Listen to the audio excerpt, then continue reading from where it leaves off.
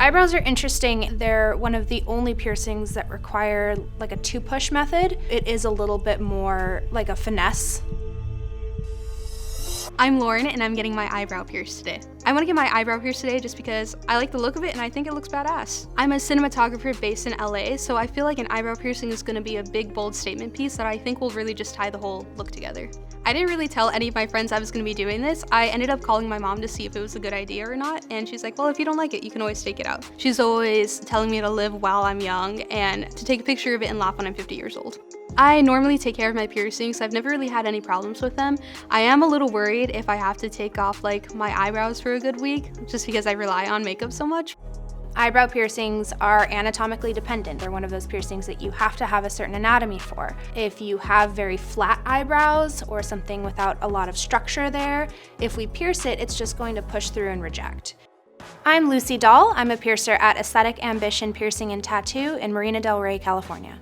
I started off in an apprenticeship with my mentor, Thomas Hall. He's the owner of the studio that I work at. I did about a year-long apprenticeship before I started actually getting into doing piercings, and I've been piercing for about 5 years since then. Piercing to me is a way of expressing the way that you want to look, the way you want to present yourself to other people in a much more personal way. Things like makeup, hair dye, all of that stuff are also options, but piercings kind of bring it to a whole nother level. I love eyebrow piercings. They're super fun.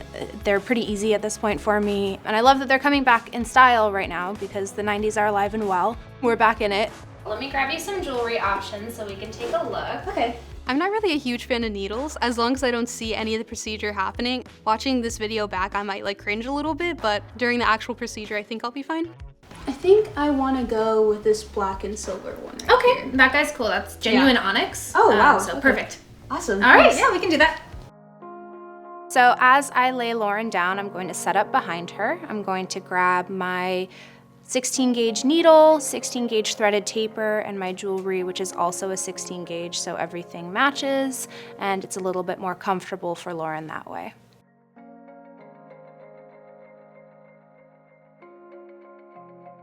After cleaning, I'm going to mark some options for her. I like to give about 3 options for my clients so that they have a little bit more of a choice in the matter.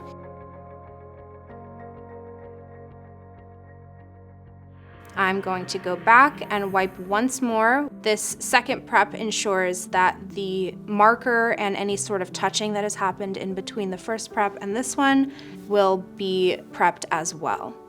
After that prep has dried, I can begin the piercing process. I'm going to take my needle and lay it down on the entry point of the piercing. Once aligned and ready to go, I have Lauren take a nice deep breath in. Upon her exhale, I begin the piercing process.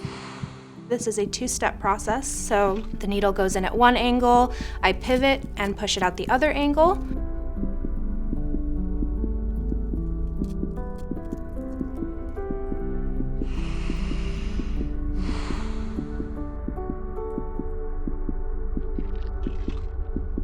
Once the needle is all the way through, I guide my taper through the back end of the needle with the jewelry attached, creating a seamless transfer and almost no pain for Lauren.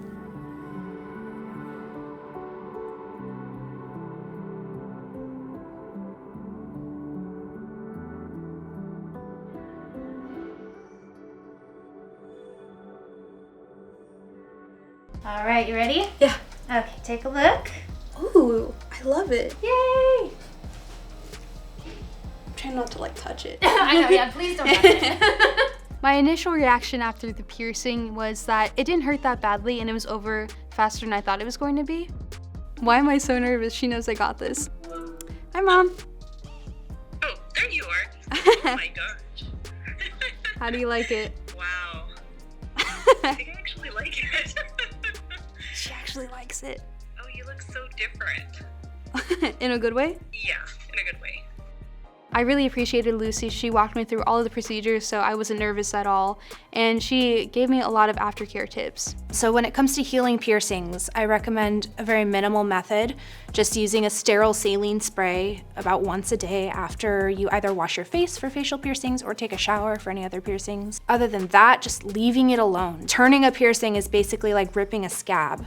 It's gonna continue to open that piercing channel up, causing the healing process to start all over again. At the end of the day, it is a piercing, and if I don't like it 2 years from now, I can always take it out, so I don't think it's that big of a deal, but yeah, I'm really excited about it right now. Thank you for watching Refinery29. To watch more videos, click here, and to subscribe, click here.